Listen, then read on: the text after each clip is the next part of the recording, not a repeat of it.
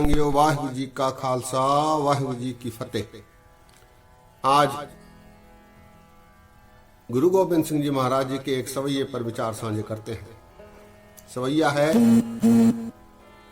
माते मतंग जरे जर संग अनूप उतंग सुरंग सवारे, कोट तुरंग कुरंग से कूदत पौन के गौन को जात निवारे, भारी भुजान के भूप भली विध न्यावत शीस न जात बिचारे, इते भय तू कहाँ भय भूपति अंत को नांगे ही पाए पधारे।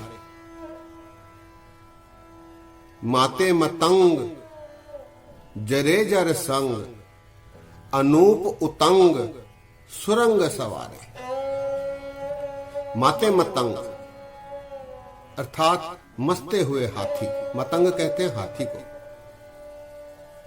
जरे जर संग, जर के संग जड़ा हुआ, जर कहते हैं सोने को, सोने के गहनों से लदा हुआ हाथी, मस्त हाथी।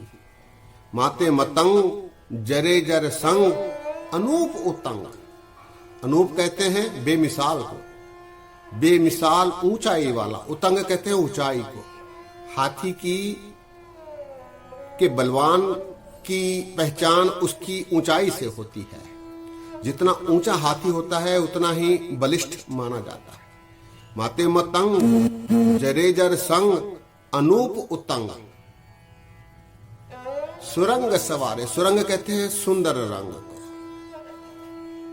मस्ता हुआ हाथी जिसकी ऊंचाई बेमिसाल है, जो सोने के गहनों से लदा हुआ है और जिसका सुंदर रंग है। माते मतंग जरे जर संग अनूप उतंग सुरंग सवारे, कोट तुरंग कुरंग से कूदत पवन के गौन को जात निवारे। कोट तुरंग अनेक घोड़े, तुरंग कहते हैं घोड़े। कोट तुरंग अनेक घोड़े, कोट तुरंग कुरंग से कूदत, कुरंग कहते हैं हिरण को। हिरण जिस प्रकार उछाल मारता है, छलांगे लगाता है, ऐसे छलांग लगाने वाले घोड़े। कोट तुरंग कुरंग से कूदत, हिरण की तरह उछाल लगाने वाले, छलांग लगाने वाले। पवन के गौन को जात निवारे, पवन की गति से भी अधिक तेजी से दौड़ने वाला, जिसके आगे पवन की गति भी फीकी पड़ जाए। पवन के गौन को, गवन कहते हैं गति को, पवन के गवन को, पवन के गौन को जात निवारे। कोट तुरंग कुरंग से कूदत पवन के गवन को जात निवारे। ऐसे अनेक घोड़े जो हिरण के समान छलांगे लगाते हैं और पवन की गति से भी तेज चलते हैं, ऐसे घोड़े। कोट तुरंग कुरंग से कूदत पवन के गौन को जात निवारे, भारी भुजान के भूप भली विध,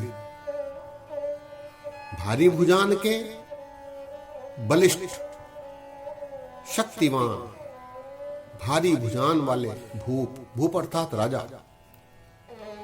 भारी भुजान के भूप भली विध न्यावत शीस न जात बिचारे।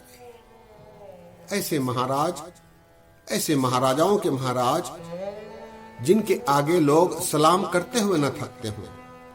भारी भुजान के भूप भली विध न्यावत शीस न जात बिचारे। ऐसे राजा जिसके आगे लोग झुकने से थकते नहीं हैं, ऐसे राजा जिसके पास मस्ते हुए हाथी हैं, ऐसे राजा जिनके पास अनेक घोड़े हैं जो हिरण की तरह छलांग लगाते हैं, पवन की गति से चलते हैं। भारी भुजान को भूप भली विध न्यावत शीस न जात बिचारे। ऐसे राजा भी, महाराज कहते हैं गुरु गोविंद सिंह जी, ऐसे राजा भी एते भय तू कहां भय भूपति, इतने बड़े महान राजा होने के बाद भी एते भय तू कहां भय भूपति अंत को नांगे ही पाए पधारे। अंत में ऐसे महान महाराज भी नंगे पांव ही इस संसार से गए हैं, कुछ साथ लेकर नहीं गए। माया होवे नागनी जगत रही लपटाए, इसकी सेवा जो करे तिस ही को फिर खाए। कतंच चपल मोहनी रूपं पे खंते त्यागं करो। ये माया साथ नहीं रहती, ये सब साथ नहीं रहने वाले।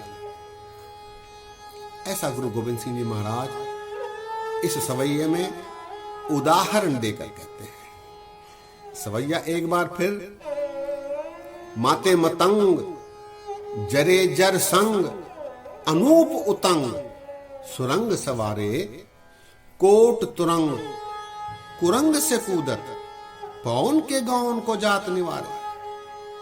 भारी भुजान के भूप भली विध न्यावत शीस न जात बिचारे।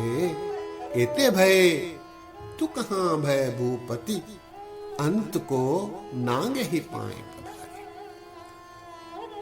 ऐसे महान शख्सियत भी नंगे पांव ही इस संसार से गए हैं। इसीलिए माया का मोह करना व्यर्थ है। अकाल पुरख परमात्मा की आराधना सर्वश्रेष्ठ है। ऐसा गुरु गोविंद सिंह जी महाराज इस सवैये में दर्शाते हैं। सत्संगियों, दास ने वचन करते समय, विचार साझे करते समय गलतियां की हैं। दास को अनजान जानकर क्षमा बख्शो। अगली बार एक और सवैये पर, तो प्रसाद के जो सवैये हैं, अमृत के सवैये, इनके अगले सवैये पर विचार साझे करेंगे। इतने वचन परवान करो। फतेह जाओ। वाहिगुरु जी का खालसा, वाहिगुरु जी की फतेह।